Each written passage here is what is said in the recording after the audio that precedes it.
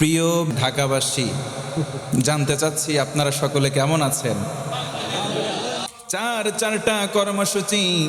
1 নম্বর কর্মসূচি হলো, যুবক ভাই, তোমাকে সর্বপ্রথম জয়লাভ করা লাগবে। প্রশ্ন হতে পারে, কেমন করে জয়লাভ করব? দুনিয়ার জীবনে হারা যেতে আছে। দুনিয়ার জীবনে কেউ হেরে যায়, একদল জিতে যায়। আল্লাহর কাছে জয়ীরাই সফল পড়েন সুবহানাল্লাহ।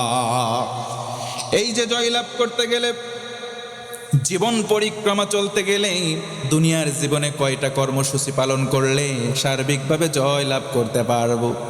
আল্লাহ রাব্বুল আলামিন এক এক করে এমন 4টা কর্মসূচি দিলেন, কারো মধ্যে থাকলে আল্লাহর সাহায্য তার কাছে আসবে। পড়েন সুবহানাল্লাহ।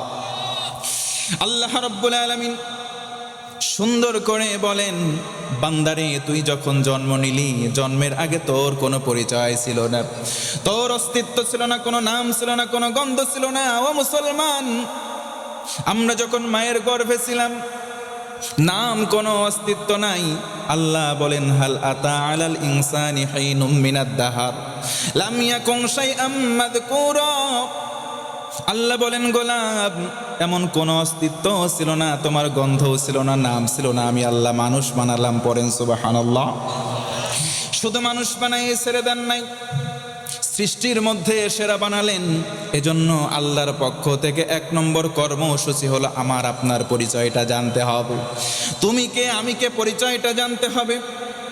ও মুরব্বী বাবাজিরা, আমাদের বয়সের দ্বার প্রান্তে আসলাম, কয়েকদিন পরে কবরে পা দেব, এমন কথাও অনেক আমরা বলি মুরব্বী, তোমার 1 পা কবরে। ওই মুরব্বীকে বলবো, মুরব্বী, আপনার থামার সময় আসছে। যুবক যারা, তাদেরও থামার সময় এসে গেছে। আজকের দিনে জানতে চাই, তুমি কে, আমি কে। কয়দিন আগে স্লোগান হলো, যেই জায়গায় আন্দোলন হয়, তুমি কে আমি কে বলে তারা স্লোগান দেয় বাংলাদেশে। কথা বলেন ঠিক কিনা? কিন্তু আমাদের পরিচয় হতে হবে কেমন করে? যেই পরিচয়ের আইডেন্টি আমার আল্লাহ দিয়েছেন। মানুষ যে কেউ যদি বলে, আমি হলাম অমুক জায়গার অমুকের সৈন্য, আল্লাহ বলেন, না গোলাম, তুই হলি আমি আল্লাহর বান্দা। পড়েন সুবহানাল্লাহ। আল্লাহ রাব্বুল আলামিন তখনও মানুষ জাতি সৃষ্টি করেন নাই। আদম সন্তানকে পাঠাবেন, আদম নবী আলাইহিস সালাতু ওয়াস সালামকে যখন পাঠাবেন, তার পূর্বে ফেরেশতাদেরকে নিয়ে একটা সেমিনার করলেন। আল্লাহ রাব্বুল আলামিন তখন বললেন, ইন্নী জাইলুম ফিল আরদি খলিফা। আমার ফেরেশতারা শোনো, আমি জমিনের মধ্যে আমার প্রতিনিধি পাঠাতে চাই, খলিফা প্রেরণ করতে চাই। পড়েন সুবহানাল্লাহ। নাসরুম মিনাল্লাহ ওয়া ফাতহুন করিব। আল্লাহর পক্ষ থেকে যখন সাহায্য চলে আসবে, ফাতহুন করিব, বিজয় আমাদের কাছে ধরা দেবে। চিল্লায় বলতে হবে আল্লাহু আকবার। বিজয় আজকে আমাদের হাতে নাই, কারণ কোরআনুল কারীমের পদস্খলন আমাদের মাঝে ঘটে গেছে। কোরআনুল কারীমের শিক্ষার মূলনীতির উপরে আমরা দাঁড়িয়ে নাই। 1 নম্বর আল্লাহ তাআলা বললেন, তুমি কে, আমি কে, তোমাদের পরিচয়টা বের করো। আমরা আল্লাহর খলিফা, আমরা হচ্ছে আল্লাহর প্রতিনিধি। কার প্রতিনিধি? একটু আওয়াজ করে বলেন, আমরা প্রতিনিধি কার? আল্লাহর নবীজি এই জন্য বলেন, কুল্লুকুম রাঈন ওয়া কুল্লুকুম মাসউলুন আন রাইয়াতি। তোমরা সবাই দায়িত্বশীল, সবাই সবার কাজের জায়গায় দায়িত্বশীল। তুমি কোন পর্যায়ে আছো, তোমার কাজ সম্পর্কে আল্লাহ রাসূল বলেন, কিয়ামতের দিন তোমাকে জিজ্ঞেস করা হবে, তুমি কেমন করে তোমার দায়িত্ব পালন করলে। তুমি বাড়ির কর্তা, তুমি শুধু জাহান্নামের আগুন থেকে বাঁচবা না। আল্লাহ বলেন, আনফুসাকুম ওয়া আহলিকুম নার। নিজে তুমি জাহান্নামের আগুন থেকে বাঁচো, আহাল পরিবার পরিজন যারা আছে তাদেরকেও বাঁচাও। আমরাও বাঁচানোর চেষ্টা করব। পড়েন ইনশাআল্লাহ। আমরা সবাই আল্লাহর প্রতিনিধি, আমরা সবাই আল্লাহর গোলাম। কিন্তু দুঃখজনক সত্য কথা, বাংলাদেশে অনেকে বলে আমরা খাজা বাবার গোলাম। আছে না নাই? পাবনা জেলার পাশের জেলা, নাম হলো কুষ্টিয়া, একটা জায়গার নাম সেউরিয়া। ওই জায়গার মধ্যে লালনের মেলা হয়। কথা বলেন ঠিক কিনা? ওই জায়গার মধ্যে যাবেন, কোনো আলেম নাই, তাদের কাছে শুধু মনকে মন গাঁজা। কথা বলেন ঠিক কিনা? ওই বাবার দরবারে যাবেন না, যেই বাবার দরবারে কোরআন নাই, যেই বাবার দরবারে হাদিস নাই, ওই বাবার দরবারে যাবেন না। ইলম শূন্য দরবার কখনো হেদায়েতের দরবার হতে পারে না। কথা বলেন ঠিক কিনা? এই জন্য আমাদের পরিচয়টা উন্মোচন করতে হবে। আমার আপনার পরিচয় এক নম্বর হলো আমরা সবাই আল্লাহর প্রতিনিধি। ও মুসলমান, বলেন তো এই ব্যাপারে আমাদের মনে কোনো সন্দেহ আছে নাকি? আল্লাহ রাব্বুল আলামিনকে কেউ যদি স্বীকার করে আল্লাহ তুমি আমার রব, আল্লাহ তুমি আমার সব, ইন্নাল্লাযীনা ক্বালু রাব্বুনাল্লাহ সুম্মা ইসতাকামু তাতানাজ্জালু আলাইহিমুল মালাইকা। আল্লাহ বলেন, গোলাম তোমরা যদি বলো আল্লাহ তুমি আমার রব, আল্লাহ তুমি আমার সব, সুম্মা ইসতাকামু, এই কথা বলে যদি টিকে থাকো, আল্লাহ বলেন গোলাম আর কোনো টেনশন নাই, দুইটা নগদে পুরস্কার দান করব। পড়েন সুবহানাল্লাহ। এক নম্বরে তাতানাজ্জালু আলাইহিমুল মালাইকা, তোমার মৃত্যুর সময় সন্ধিক্ষণ যখন আসবে আমি আল্লাহর পক্ষ থেকে ফেরেশতা তোমার কাছে পাঠানো হবে। পড়েন সুবহানাল্লাহ।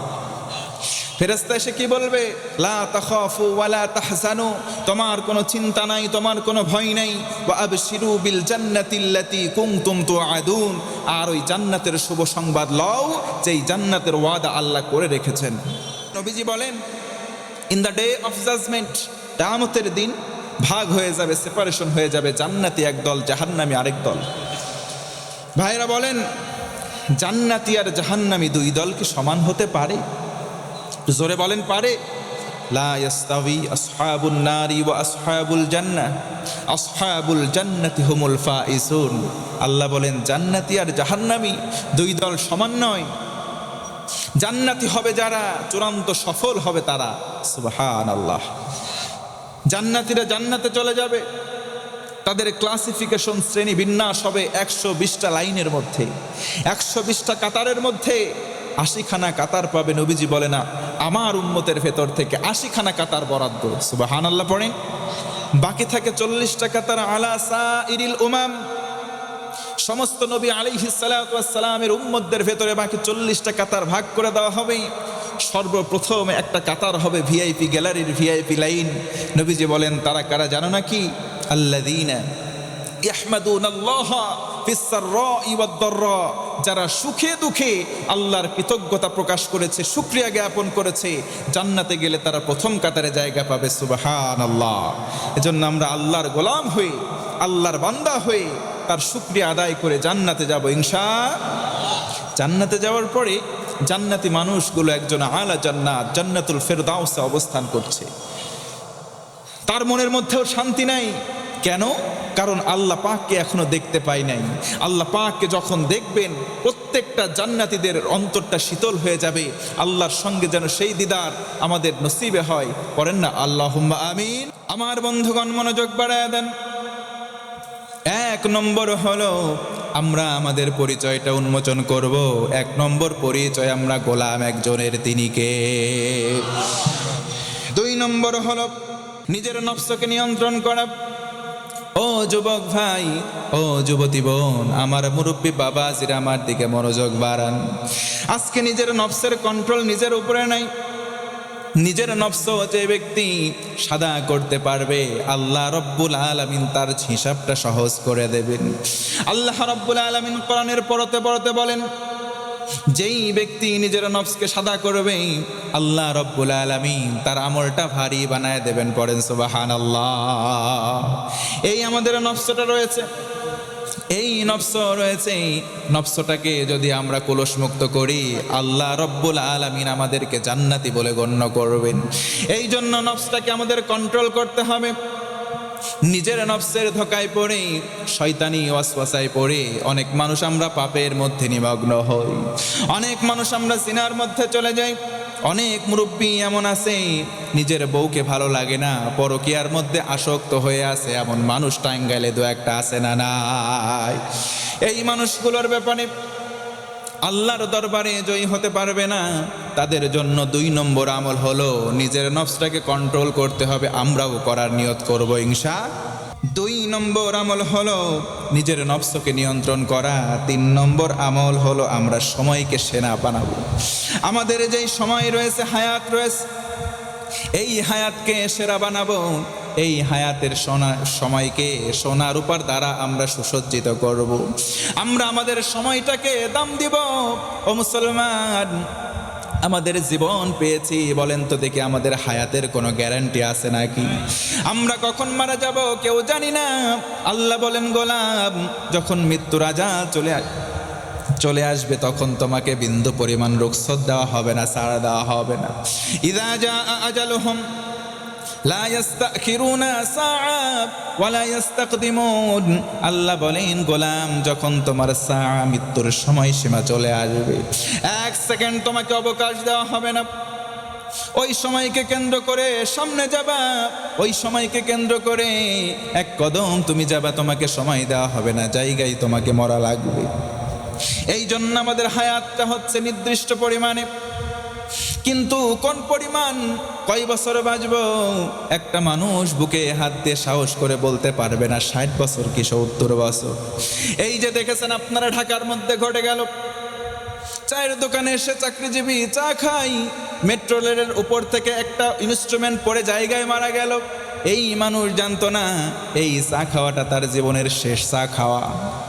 কথা বলেন ঠিক কিনা?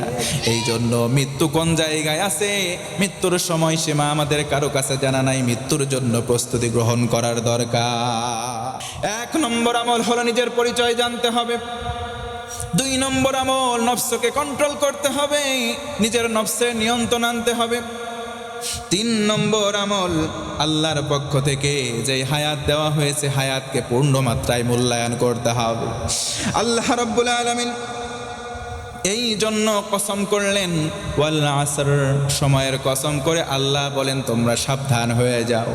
ইন্নাল ইনসানা লাফি খুসর, প্রতিটা মানুষ তোমাদের ভেতরে যারা এই দুনিয়ার মধ্যে আছে ক্ষতির মধ্যে নিমগ্ন আছে, ক্ষতির মধ্যে হাবুডুবু খায়। এই সমস্ত মানুষগুলোর মধ্যে 4 শ্রেণীর মানুষ শুধুমাত্র ক্ষতি থেকে বাঁচবে। তাদের ভেতরে 1 নম্বর হলো মুমিন। চিল্লায়া কোন সুবহানাল্লাহ। 4টা কর্মসূচি আমাদের। 4 নম্বর কর্মসূচি হলো আল্লাহ রব্বুল আলামিনের প্রেমে জীবন গড়তে হবে তার কোরআনের মাধ্যমে। ও মুসলমান, আমার দিকে মনোযোগ বাড়ান। আলোচনার শেষ পয়েন্টে আসলাম। আল্লাহর পক্ষ থেকে আসা একটা কিতাব, তার নাম হলো কোরআন। একটু আমার সঙ্গে আওয়াজ করে বলেন তো কিতাবটার নাম কি? চিল্লায় বলেন, নাম কি? আল্লাহর পক্ষ থেকে আসা যে কিতাব রয়েছে, কিতাবকে দিয়ে আমাদের জীবন গড়তে হবে। 4 নম্বর সর্বশেষ কর্মসূচি, আল্লাহর প্রেমে জীবন গড়তে হবে কোরআনের ছাঁচে। কিসের ছাঁচে? তাফসিরে ফি জিলালিল কোরআন, আল্লামা সাইয়্যিদ কুতুব শহীদ রহমাতুল্লাহি আলাই। আমরা যখন বিশ্ববিদ্যালয়ে পড়েছি আমাদের 4th ইয়ারে এই তাফসিরটা ছিল। তাফসিরে ফি জিলালিল কোরআনের মুকদ্দমা অংশের মধ্যে উল্লেখ করেছেন মুসান্নিফ। তিনি বলেন, ফি জিলালিল কোরআন হিয়া নি'মাল্লাহ, কোরআনের ছায়া রয়েছে, শ্যাডো রয়েছে। এই শ্যাডোটা, কোরআনের ছায়াটা হচ্ছে আল্লাহর পক্ষ থেকে আসা নিয়ামত। সুবহানাল্লাহ পড়বেন না? এই নিয়ামতটা হচ্ছে 3 প্রকার। কেউ যদি বলে আমি কোরআন পড়বো, কোরআন বুঝবো, আর কোরআন দিয়ে আমার জীবন গড়বো, আল্লাহ রাব্বুল আলামিনের পক্ষ থেকে আসা নিয়ামত 3টা তাকে বেষ্টন করবে। 1 নম্বর নিয়ামত তারফাউল আমর, তার সম্মান দুনিয়াতে যা আছে আরো বেড়ে যাবে। পড়েন সুবহানাল্লাহ। তার বাস্তব উদাহরণ, কোরআনের সাথে একটা কাপড় মাঝে মধ্যে বিভিন্ন জায়গায় দেখবেন জড়িয়ে রাখে, জুজদান বা গিলাফ বলা হয়। এটা যদি অজ্ঞতা সরে কারোর মধ্যে থেকে পড়ে যায়, গ্রামের মানুষ তুলে চুমু খায়, আবার ধরে বুকের মধ্যেও লাগায়। সম্মান বাড়িয়ে দিয়েছেন কে? বাহ্যিক দৃষ্টিতে আমরা যে যাই বলি না কেন, এই যে কোরআনের সংস্পর্শে আসাতে তার সম্মান বেড়েছে। আল্লাহ বলেন তারফাউল আমার, কোরআনের সাথে আসো, সম্মান বেড়ে যাবে। 2 নম্বর তাবারাকাহুল হায়াত, যে ব্যক্তি কোরআন পড়বে, কোরআন বুঝবে, আর কোরআন দিয়ে জীবন গড়বে, আল্লাহর পক্ষ থেকে এই কোরআনের ছায়াতলে অবস্থান করার কারণে যেই নিয়ামতের 2 নম্বর, তার জীবনের সার্বিক বরকত আল্লাহ তাআলা দান করবেন। পড়েন সুবহানাল্লাহ। 3 নম্বর তাসকিয়াহুল হায়াত, কোরআন দিয়ে জীবন পরিচালনা করতে গিয়ে তার ছোটোখাটো ইচ্ছায় অনিচ্ছায় কিছু ভুল ত্রুটি হতে পারে। এই ভুল ত্রুটিগুলো আল্লাহ তাআলার পক্ষ থেকে মাফ করে দেওয়া হবে। আরেকবার পড়া যাবে না? সুবহানাল্লাহ। তার মানে 4 নম্বর কর্মসূচি হলো আল্লাহ রাব্বুল আলামিনের প্রেমে নিজেকে গড়া এবং কোরআনের ছাঁচে নিজেকে শক্ত করে মজবুত আকার ধারণ করা। একবার আওয়াজ করে বলতে হবে সুবহানাল্লাহ।